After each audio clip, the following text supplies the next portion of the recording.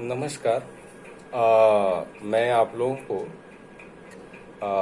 एक अपना स्पीच तैयार किया हूँ self happiness and self respect. इसके जो बेनिफिट है वो है creativity, capability, happiness, success and potential में इंक्रीमेंट। हम जो भी करते हैं वो अपने हैप्पीनेस और सेटिस्फैक्शन के लिए करते हैं। सेल्फ लव आपको हैप्पीनेस और सेल्फ सेटिस्फैक्शन देता है। यह एक बहुत ही इम्पॉर्टेंट पॉइंट है अपने लाइफ, आपके किसी भी लाइफ आदमी के लिए, कि वो अपने आप को कितना खुश रखता है और वो कितना सेल्फ हैप्पीनेस के स्टेज में रहता है। हमारी जो नेचुरल स्टेज है वो सेल्फ हैप्पीनेस की है। हम दुख की तरफ जाते हैं। हमारा स्टेज जो है वो हीलिंग का है। हम डिजीज की तरफ जाते हैं क्योंकि हमें खुद से अपनी अलाइनमेंट नहीं होती। हम खुद से अपनी अलाइनमेंट को नहीं जानते, हम खुद को और नहीं जानते, जिसके चलते हम परेशानी या दुख की तरफ जाते हैं। हम इस पॉइंट को दो पार्टों में डिवाइड करके डिस्क्राइब करना चाह रहे हैं। सबसे पहला पॉइंट है सेल्फ अवेयरनेस और दूसरा पॉइंट है सेल्फ एक्सेप्टेंस। सेल्फ अवेयरनेस के अंदर सबसे मुख्य पॉइंट ये है कि आप अपने आप को कितना जानते हैं, किस तरीके से अपनी वीकनेस या अपनी पॉजिटिविटी को जानते हैं और किस क्षमते तक, किस कैपेबिलिटी से आप उसको यूटिलाइज करते हैं। अगर हम किसी से क्वेश्चन करते हैं, किसी भी पर्सन से क्वेश्चन करते हैं कि आप आगे क्या करना चाहते हो, तो 90% जो लोग हैं वो इसकी कंक्रीट रिप्लाई नहीं दे पाते हैं। 10% लोग रिप्लाई देते हैं लेकिन वो कंप्लीट रिप्लाई नहीं होता। ओनली 5% होते हैं जो रिप्लाई देते हैं कि वो क्या करना चाहते हैं और अपनी लाइफ में क्या अचीव करना चाहते हैं। ऐसा नहीं है कि सारे लोगों को ये नहीं पता कि वो क्या करना चाहते हैं। उनको पता है कि वो क्या करना चाहते हैं, बट उनकी अपने अंदर की जो सेल्फ अलाइनमेंट है वो नहीं होता। जिनके उनको अपनी वीकनेस या अपने पोटेंशियल के बारे में नहीं पता होता, उनको ये नहीं पता होता कि वो क्या कर सकते हैं, इसलिए वो अपनी इस रिप्लाई को नहीं दे पाते कि वो करना क्या चाहते हैं। दिस सेकेंड पॉइंट है सेल्फ एक्सेप्टेंस। आप जैसे भी हैं, जिस तरीके से भी हैं, अपने आप को एक्सेप्ट करना बहुत ज़रूरी है। अगर आप सेल्फ एक्सेप्टेंस हैं तो आपके रास्ते में कोई भी रुकावट, आपकी सक्सेस के लिए कोई भी चीज़ आपके आगे नहीं आ पाएगी। सेल्फ एक्सेप्टेंस इसलिए भी ज़रूरी है कि जब तक आप अपने आप को एक्सेप्ट नहीं करेंगे तब तक आप अपने अंदर कोई इम्प्रूवमेंट नहीं ला सकते। आप जैसे भी हैं, सक्सेस इस पॉइंट पे नहीं निर्भर करता कि आप कितने लंबे हैं, किस तरीके से दिखाई पड़ते हैं, आप काले हैं, गोरे हैं। सक्सेस इस पॉइंट पे निर्भर करता है कि आपकी करने की इंटरनल एनर्जी कितना हेवी है, कितना फोर्सफुल है। अगर वो फोर्सफुल है तो चाहे आप कुछ भी हैं, आप सक्सेस की तरफ जा सकते हैं। जब आप सेल्फ अवेयरनेस और सेल्फ एक्सेप्टेंस को सब एक्सेप्ट कर लेते हैं, आप उस चीज़ को क्रॉस कर जाते हैं, तो आप सेल्फ लव की तरफ पहुंचते हैं।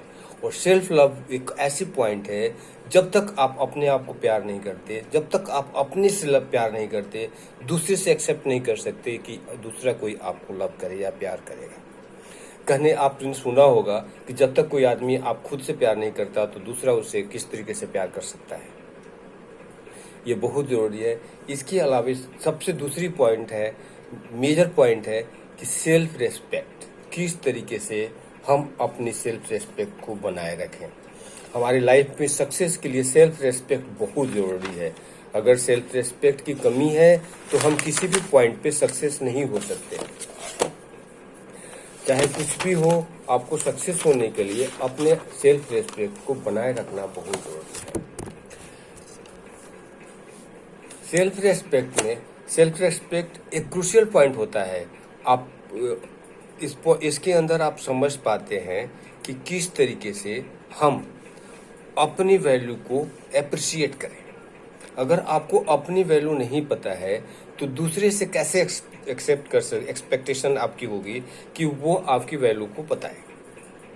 इस पॉइंट पे मैं एक स्टोरी लाइन आपको बताना चाह रहा हूँ कि एक आदमी है, वो बहुत परेशान है और अनसक्सेस है, हर जगह उसको रिजेक्शन मिल रही है, नौकरी नहीं लग रही है और बहुत परेशान है। तो एक बार वो समुद्र किनारे बैठ के ऐसी सोच रहा था कि किस तरीके से अपने आगे बढ़े, किस तरीके से अपनी लाइफ को प्लान करें ताकि हमें सक्सेस मिले। इतने परेशान था तब तक अचानक, काल्पनिक ही मानिए, एक भगवान आते हैं साधु के रूप में और उसे पूछते हैं कि तुम क्यों परेशान हो। वो अपनी सारी स्टोरी बताता है और साधु इसके बाद लास्ट में वो उनसे एक पत्थर निकाल करके उसके हाथ में पकड़ाता है और बोलता है कि आप इसको ले जा करके मार्केट में इस पत्थर की वैल्यू पता करें। वैल्यू पता करना ही है एक पर्पस, इसको बेचना नहीं है। उसको, उस आदमी को बात समझ में नहीं आया कि वो पत्थर की वैल्यू क्यों जानना चाह रहा है, साधु क्यों जानना चाह रहा है और उसके थ्रू क्यों जानना चाह रहा है। लेकिन उसके पास कोई ऑप्शन नहीं था। वो मार्केट में जाता है, सबसे पहले वो फ्रूट वाले के पास जाता है और फ्रूट वाले से पूछता है कि इसकी वैल्यू क्या है। तो वो पत्थर को इधर उधर करके देखता है और बोलता है कि इसकी वैल्यू मैक्सिमम 1 दर्जन के लिए आपको मैं दे सकता हूँ इसके बदले में, और इससे ज़्यादा कुछ नहीं हो सकता। वो पत्थर लेता है और चला जाता है। इसके बाद वो ग्रॉसरी शॉप के पास जाता है। वहाँ वो ग्रॉसरी शॉप वाले उसको, पत्थर को देखता है, बोलता है कि पत्थर तो सुंदर है देखने में, मैं बहुत हार्डली इसको 5,000 रुपये में का सामान आपको इसके बदले में दे सकता हूँ, इससे ज़्यादा मैं नहीं दे सकता। वो पत्थर लेकर के वापस आ जाता है। फिर एक सुनार के पास जाता है। सुनार वाले देखता है पत्थर तो बहुत महंगा है, सुंदर भी है और आगे यूटिलाइज हो सकता है। तो उसने उसकी वैल्यू बोलता है कि मैं इसको 1 करोड़ दे सकता हूँ, लेकिन इससे ज़्यादा मैं इस पत्थर की वैल्यू नहीं दे सकता।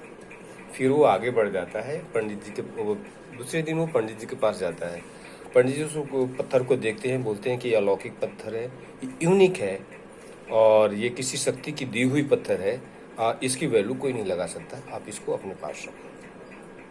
इसके बाद दूसरे दिन जब शाम को वो ठीक उसी समय समुद्र किनारे जाता है, साधु आता है और साधु उससे बोलता है कि हाँ क्या हुआ, आप मार्केट में गए थे, पत्थर की वैल्यू बताओ।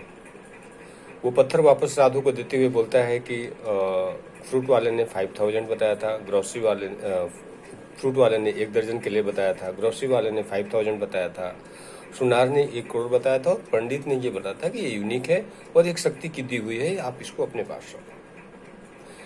साधु उस पत्थर को ले लेता है। फिर वो आदमी सोच रहा है कि मैंने क्या किया, क्या इससे क्या पर्पस सॉल्व हुआ।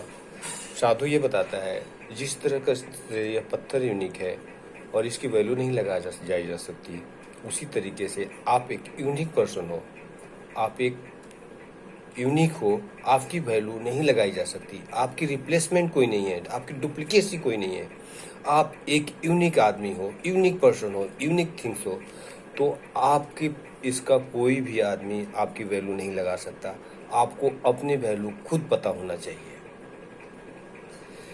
तो कहने का मतलब ये है कि जब तक आप अपनी वैल्यू को आप खुद नहीं असेस करते, तो दूसरे से एक्सपेक्टेशन नहीं होती कि आपकी वैल्यू क्या है। सेल्फ रेस्पेक्ट, जब तक खुद आप अपनी वैल्यू नहीं लगा सकते, दूसरा कैसे आपको इस चीज़ को समझ पाएगा। सेल्फ रिस्पेक्ट के अंदर सबसे बड़ी चीज़ है कि आप अपने अंदर सेल्फ रिस्पेक्ट कैसे क्रिएट करेंगे। सेल्फ रिस्पेक्ट क्रिएट करने का सबसे मेन पॉइंट है कॉन्फिडेंस क्रिएट करना। आप अपने अंदर जाएं, अपने बारे में सोचें, अपनी वैल्यू, अपनी वीकनेस, अपनी कैपेबिलिटी के बारे में समझें, तभी आपको अंदर से आपकी सेल्फ रिस्पेक्ट फाइंड आउट होगा। और वही सेल्फ रिस्पेक्ट जो आप अपने वैल्यू को लगाते हैं, जो आप अपने बारे में फाइंड आउट करते हैं, वो आपको सेल्फ रिस्पेक्ट की तरफ लेके जाता है। दूसरा पॉइंट है प्रेजेंटेशन। आप अपने आप को किस तरीके से प्रेजेंट करते हैं, दुनिया और समाज, आपके आस पड़ोस के लोग उसी तरीके से आपको एक्सेप्ट करते हैं। अगर आप किंग हैं तो आप अपने आप को किंग की तरफ प्रेजेंट कीजिए, आप अपने आप को किंग समझिए, तभी लोग आपको किंग के रूप में एक्सेप्ट करेंगे। अगर आप भिखारी के रूप में अपने आप को प्रेजेंट करते हैं तो आपको उसी तरीके से लोग एक्सेप्ट करेंगे। इसलिए जो भी आपके अंदर क्वालिटी है, जो भी थॉट है, जो आप करना चाहते हैं, उसकी प्रेजेंटेशन उसी तरीके से कीजिए ताकि दुनिया उसको उस तरीके से एक्सेप्ट करे और वो एक्सेप्टेंस वो आपको सेल्फ रिस्पेक्ट की तरफ लेके जाता है। तीसरा पॉइंट है ड्रीम, एम। ये बहुत ही इंपॉर्टेंट पॉइंट है। अगर आप आइडियल बैठे हैं, आपके पास कोई ड्रीम नहीं है, कोई एम नहीं है, तो आप अपनी रिस्पेक्ट खुद ही नहीं कर पाएंगे, दूसरा कैसे करेगा। इसलिए आपके अंदर ड्रीम होना बहुत ज़रूरी है, एम होना बहुत ज़रूरी है। एम को कैसे परस्यू करना है, कितने लेवल पे करना है, ये आपको डिसाइड करना पड़ेगा। और सबसे बड़ी बात है कि अगर एम को फाइंड करने के लिए आपके अंदर इच्छा शक्ति है, आप उस चीज़ को आपको लगता है कि मेरी अंदर कैपेबिलिटी है, मैं उसको फाइंड आउट कर सकता हूँ, ले सकता हूँ, प्राप्त कर सकता हूँ, तो एक एनर्जी जो आपके अंदर क्रिएट होगी वो बहुत बड़ी एनर्जी होती है, जो किसी भी तरीके के एम को फाइंड करने के लिए बहुत ज़रूरी होता है। तो आप ये सब अंदर जो एनर्जी है उसको फाइंड आउट कीजिए, उसके इमोशन को फील कीजिए कि कोई एम अगर आप फाइंड आउट कर लेते हैं तो हम क्या फील करते हैं। वो इमोशन, वो एनर्जी जब तक आप फील नहीं करते तब तक आप सेल्फ रिस्पेक्ट के पोजीशन में नहीं जा सकते। इसके बाद सबसे दूसरी है इम्प्रूव योर नॉलेज। नॉलेज की इम्प्रूवमेंट बहुत ज़रूरी है। इम्प्रूवमेंट नॉलेज की मतलब बुकिश नॉलेज से नहीं, बुकिश नॉलेज एक प्रोसेस है जो कि इनिशियल स्टेज में ज़रूरी होती है। बट आप दूसरा नॉलेज का मतलब है आपकी एक्सपीरियंस से, आप अपने लाइफ को किस तरीके से हैंडल करते हैं, आप प्रॉब्लम को किस तरीके से हैंडल करते हैं, किस तरीके से आप सोसाइटी को डील करते हैं, किस तरीके से आप अपने क्रिटिसिज्म को डील करते हैं। और ये जो एक्सपीरियंस है वो दिन पर दिन कितना आपका बढ़ रहा है, कितना डेप्थ है, और किस तरीके से आप उस नॉलेज को यूटिलाइज कर रहे हैं अपने लिए, अपने वैल्यू को बढ़ाने के लिए, वो चीज़ आपके लिए सेल्फ रिस्पेक्ट क्रिएट करता है। सबसे लास्ट पॉइंट है कम्युनिकेशन। आप अपनी लैंग्वेज से दूसरे को किस तरीके से इम्पैक्ट डालता है, आपका लैंग्वेज दूसरे के ऊपर किस तरीके से इम्पैक्ट डालता है। कहा जाता है कि जो लैंग्वेज, भाषा ऐसी चीज़ है जो कि किसी के दिल को जीत सकता है, या उससे आप अपने आप से भी हार जाते हैं।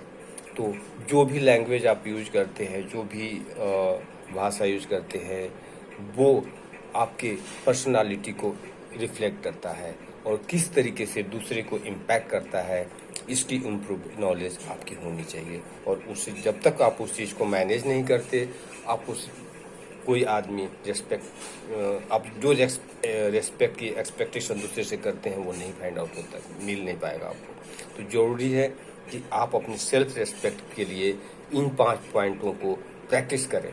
Self respect, presentation, dream, knowledge की इम्प्रूवमेंट, कम्युनिकेशन स्किल। अगर ये आप धीरे धीरे अपने लाइफ में प्रैक्टिस करते हैं तो एक दिन निश्चित ही आप एक सक्सेसफुल पर्सन होंगे। आप खुद में अपने रिस्पेक्ट को फाइंड आउट कर पाएंगे, और दूसरा भी, समाज भी आपको रिस्पेक्ट देगा, फैमिली रिस्पेक्ट देगी, हर लोग आपको रिस्पेक्ट देंगे और आगे आप बढ़ेंगे।